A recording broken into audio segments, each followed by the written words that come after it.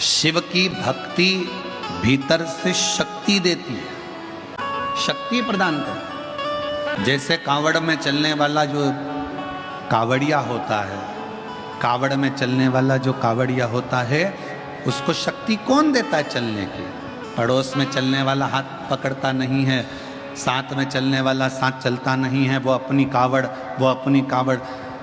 इतना लंबा लंबा लोग चल कर आते हैं। अभी हमारे यहाँ सीहोर में एक कावड़ लेकर महाराष्ट्र से आ रहे हैं 300 किलोमीटर दूर से। अभी सीहोर में एक कावड़ आ रही है सागर से आगे 275 किलोमीटर दूर से। अभी सीहोर में एक कावड़ आ रही है इंदौर के आगे से 200 किलोमीटर दूर से। कोई 10 किलोमीटर, कोई 15 किलोमीटर, कोई 25 किलोमीटर, कोई 20 किलोमीटर। कौन शक्ति कौन देता है? और कावड़ भरने वालों का भी एक नियम होता है। कावड़ भरने वाला जब अपने घर से एक डंडा, बांबू, बांस, 2 लोटा जल लेकर आता है, कावड़ को सुसज्जित कर कर शिव का नाम लेकर भगवान की भक्ति करता हुआ आता है और जल भरता है। कावड़ 3 को नहीं भरना चाहिए। पहले नंबर पर रोगी, जिसके शरीर में बहुत ज़्यादा रोग है, डॉक्टर ने आराम करने का बोला है, उस व्यक्ति को कावड़ नहीं भरना चाहिए, उसको आराम करना चाहिए। दूसरा, गर्भवती नारी, जिसका गर्भ है 2 महीना, 4 महीना, 6 महीना, 8 महीना, 7 महीना, 9 महीना, 1 महीना जिसका गर्भ ठहर चुका है, गर्भवती नारी को कावड़ नहीं भरना चाहिए। उसको घर में रहकर प्रभु का मंत्र जाप करना चाहिए। तीसरा, रजस्वला नारी, रजो धर्म से है, रजो धर्म के अंतर्गत है, कावड़ नहीं भरना। कावड़ का जल चढ़ाया हुआ 2 लोगों के लिए श्रेष्ठतम होता है। एक, जो व्यक्ति बहुत बीमार होता है, उसको कावड़ का चढ़ा हुआ जल का 2 बूंद उसके शरीर पर, हृदय, नाभि, शीश, कर्ण और कंठ, इस जगह पर लगाया जाता है, जिससे वो 15 दिन 20 दिन के अंदर अच्छे से चल सके, उठ सके और बैठ सके।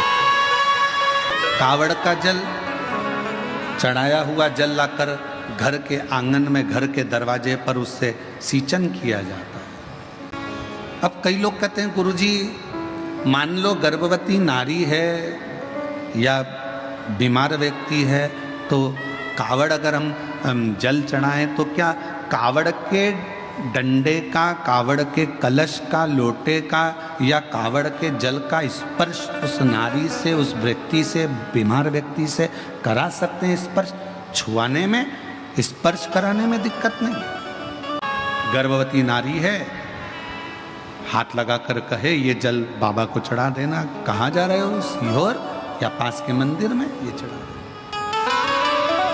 बुजुर्ग है, बहुत बूढ़ा व्यक्ति है, चलते नहीं बन सकता, बीमार है, घर में आराम करे, कावड़ यात्रा में ना जाए। कावड़ लेकर जब चलते हैं तो व्यर्थ की बातों को ना करते हुए शिव की भक्ति की बातें करना चाहिए। बोल बम, बोल बम, बोल बम, बोल बम, स्मरण मंत्र का जाप करते रहो। श्री शिवाय नमस्तुभ्यं, श्री शिवाय नमस्तुभ्यं, श्री शिवाय नमस्तुभ्यं। शिव नाम का जप करो, शिव का उच्चारण करो, व्यर्थ की प्रपंच से दूर रहो। हम तो यहाँ तक कहेंगे, जो लोग गुरु पूर्णिमा अवसर पर 5 दिन की शिव पुराण सुनने के लिए 5 तारीख से 9 तारीख तक सीहोर आ रहे हैं, 10 तारीख को गुरु पूर्णिमा हो जाएगी, 10 तारीख से ही 11 तारीख से श्रावण चालू हो जाएगा। हम तो इतना सा निवेदन करेंगे कि आप लोग जब तक कुबेरेश्वर धाम में 2 दिन, 5 दिन, 7 दिन, जितने दिन रहो, और कावड़ का जल भी अगर आप चढ़ाओ, तो आपके भीतर शिव नाम का उच्चारण होना चाहिए, शिव का स्मरण होना चाहिए। आप जितनी जितनी शिव भक्ति को धारण कर सकते हो सावन के महीने में उतना करो।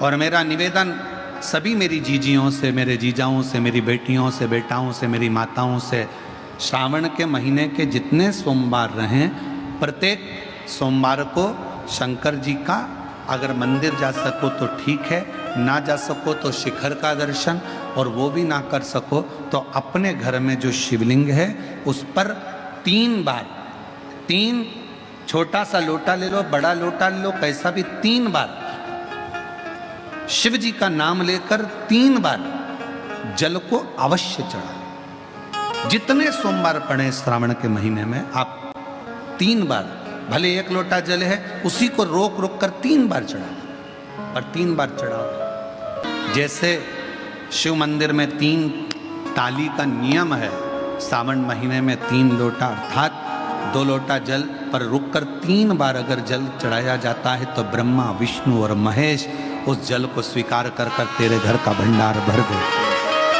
3 बार जल अवश्य। त्रिगुणाकार, त्रिनेत्रधारी, त्रिशूलधारी, त्रिपुंडधारी मेरे भगवान त्रिलोकी के नाथ के लिए सावन के महीने में 3 बार जल चढ़ाया हुआ हमारे को 3 लोक का राज्य प्रदान कर देता है। गुरुजी, इसका कहीं प्रमाण मिलेगा? क्यों नहीं मिलेगा? सुशीला की कथा का स्मरण करिएगा। सुदामा जी ब्राह्मण, सुदामा जी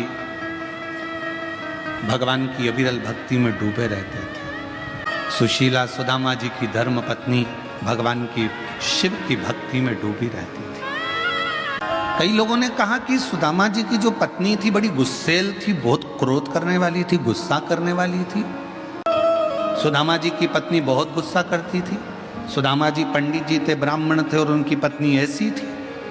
नहीं, कई लोगों ने पंडित जी की पत्नी को बड़ा वैसा समझ रखा रहता है कि बहुत गुस्से वाली होती है, बहुत क्रोध वाली होती है। ऐसा नहीं। सुदामा जी की पत्नी, हाँ, सुदामा जी की पत्नी एक बात जरूर कहती थी। क्या? जाओ द्वारकाधीश के दरवाजे पर जाओ। तुम कहते हो कि तुम्हारा मित्र है सुदामा जी, आप कहते हो आपके मित्र हैं कृष्ण, तो आप जाओ उनसे जाकर अपने मन की दशा को। तो सुदामा जी की पत्नी कोई बुरा तो नहीं कर रही है अगर द्वारकाधीश के पास भेज रही है तो। तुम सबसे तो अच्छी है सुदामा जी की पत्नी। तुम तो अपने पति से रोज सुबह से उठते से कहती है जाओ दूध की थैली ले आओ, जाओ सब्जी ले आओ, जाओ ब्रेड का पैकेट ले आओ, जाओ ये सामान ले आओ। तो सुदामा जी की पत्नी तो तुमसे भी अच्छी है। कम से कम सुबह से उठकर ये तो कहती है कि द्वारकाधीश के दरवाजे पर जाओ, भगवान की चौखट पर जाओ, भगवान के दरवाजे पर जाओ। दुख आएगा उससे पहले वो व्यवस्था करेगा। दुख आने से पहले शक्ति दे देता है, तकलीफ आने से पहले बल दे देता है, और जब समय आता है तो ऐसा चौका और छक्का लगाता है कि तुम्हारी दुकान क्या तुम्हारा भंडार भर देता। बस उसको पहचान के नेत्र चाहिए। शिव की कोई निंदा करे सुनना नहीं, शंकर के लिए कोई कुछ बोले सुनना नहीं, शंकर के भक्त के लिए कोई कुछ बोले सुनना नहीं।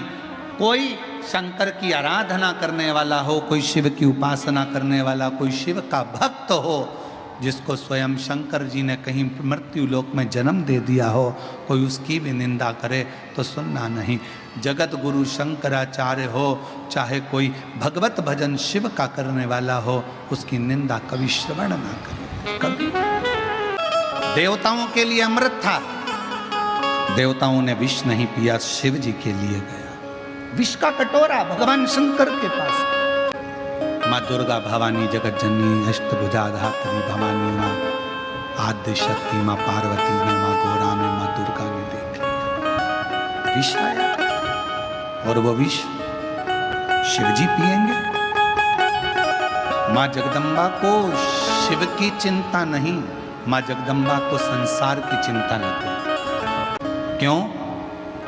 क्योंकि माँ जगत जननी ने एक बार शंकर जी से पूछ लिया था कि यह पूरा ब्रह्मांड जिसकी आपने रचना ब्रह्मा जी से कराई है, ये ब्रह्मांड आपके शरीर में कहाँ पर विराजमान है?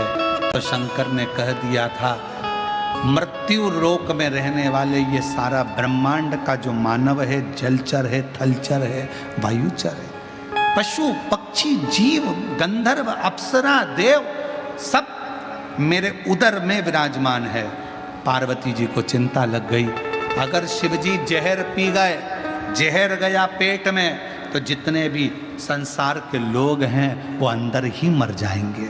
हलाहल विष पेट में पहुंचते से ही भगवान का ये पूरा ब्रह्मांड, ये पूरी पृथ्वी अंदर तड़प तड़प के मर जाएगी। और माता पार्वती जी को चिंता व्याप्ते से ही माँ जगत जननी दुर्गा जी ने उसी समय पर, शिव तो पी रहे थे विष, पार्वती जी बैठ गई कंठ में, विष को नीचे नहीं उतरने दिया, नीला कंठ हो गया और शिव जी का नाम नीलकंठ महादेव। नंदी बेचैन हो गया, शिव जी ने विष पिया, 2 बूंद गिरी तो सांप बिच्छू ने ले लिया। नंदी बेचैन, पार्वती मैया भी कंठ पर जाकर बैठ गई, शंकर जी के गले में विष है, हलाहल विष पड़ा हुआ है, शिव जी के नेत्र बंद हो गए हैं, जटा बंधी हुई है, गंगा विरल बह रही है। नंदी देखकर आश्चर्य में पड़ गया, मैं किससे पूछूं? नंदी दौड़े भगवान नारायण के पास में, नारायण भगवान से कहा, शिवजी ने विष पी लिया है। भगवान विष्णु बोले, वो विष तो हमने ही भेजा था। आपने? हाँ। क्यों? मंथन में निकला था। नंदी ने कहा, मंथन में तो अमृत भी निकला था। वो नहीं, देवताओं ने लिया, विष शिवजी को दिया। भगवान विष्णु से पूछा कि विष शंकर जी के हिस्से में क्यों आया? भगवान नारायण ने कहा, जो घड़ का बड़ा होता है ना, उसको बहुत विष पीना पड़ता है, बहुत विष पीना। नंदी ब्रह्मा जी के पास में भी जाकर पूछा। फिर नंदी को लगा कि मेरे देव अधिदेव महादेव और मेरी माता विष को झेली हुई है। नंदी ने स्मरण किया जो बाल्य अवस्था में पार्वती जी ने अपने तप के जल से बेलपत्र का जो वृक्ष उत्पन्न किया था, नंदी ने उसी बेलपत्र को तोड़कर शिव जी के कंठ पर उस बेलपत्र को रख दिया। रखते से ही शिव जी ने अपने नेत्र खोल लिए। ऐसा बेलपत्र क्यों? एक बेलपत्र भीतर के विष को भी समाप्त कर देता। एक बेलपत्र। कुबेरेश्वर बाबा के धाम पर आप जब दर्शन करते होंगे तो अंदर की ओर एक 11 पेड़ की बेलपत्र के वृक्ष की बगीची है। अभी उसका थोड़ा निर्माण आदि चल रहा है। बड़े बड़े वृक्ष हैं 11, और बाबा का ही पुराना बट वृक्ष कुबेरेश्वर धाम पर है। आप लोग उसके भी दर्शन करे होंगे। 300 से 400 साल पुराना लगभग उस वृक्ष का, 200-300 साल पुराना उस वृक्ष का दर्शन आप करेंगे। पीछे की ओर कभी करे हो तो इसमें उस बगीची में, उस बेलपत्र के वृक्षों के पास में बैठकर आप शिव नाम का स्मरण जब करते हैं, भगवान शंकर की स्मरण भक्ति करते हैं, तो उसका एक ऊर्जा अलग है। कंकर शंकर की भूमि पर बैठकर 5 कंकर बीन कर आप वहाँ पूजन करते हो, आराधना करते हो, मन की बात कहकर 1 कंकर उठाकर चले आते हो, शिव आपके कार्य को पूर्ण करता है। फिर निवेदन करूं, सब दूर से जब धक्के खा लिए हों, कहीं से काम ना बने, बहुत हार चुके हो, तब एक बार मेरे कुबेरेश्वर बाबा के धाम में जाकर उसकी आराधना करते। और जब वो देना चालू कर दे, तुम्हारी झोलियां भर दे, खुशियां दे दे, फिर उसके दरवाजे पर जाना बंद मत करो। साल में, 2 साल में, 6 महीने में, 3 महीने में, 1 महीने में जाते उसकी आराधना करो। एक बेलपत्र नंदी ने लेकर शिवजी के कंठ पर, जब विषम परिस्थिति होती है और उस परिस्थिति से निकलना होता है, तो बेलपत्र को ये आज कहना पड़ रहा है, कथा निकली है बेलपत्र की इसीलिए कह रहे हैं, नहीं तो हम कहते नहीं। कई लोग कहते हैं गुरुजी आप कहते हो कि पूरी मेहनत करो, परिश्रम करो, पूरी मेहनत करने के बाद जब एग्जाम देने के लिए या किसी कंपटीशन एग्जाम में बैठ रहे हो तो एक बेलपत्र के बीच वाली पत्ती पर शहद लगाकर शिव को लगाकर फिर जाओ। ये शंकर के शिवलिंग पर लगाकर क्यों? क्योंकि ये संवाद कह रहा है कि पार्वती जी कंठ पर बैठी हैं, विष को नीचे नहीं उतरने दे रही हैं। नंदी ने एक बेलपत्र शिव के कंठ पर लगा दी। विषम परिस्थिति से निपटने के लिए शिव ने अपने नेत्र खोल। शिव तत्व की प्राप्ति एक बेलपत्र का स्मरण, एक बेलपत्र की छांव हमारे जीवन का सुख प्रदान कर देती है।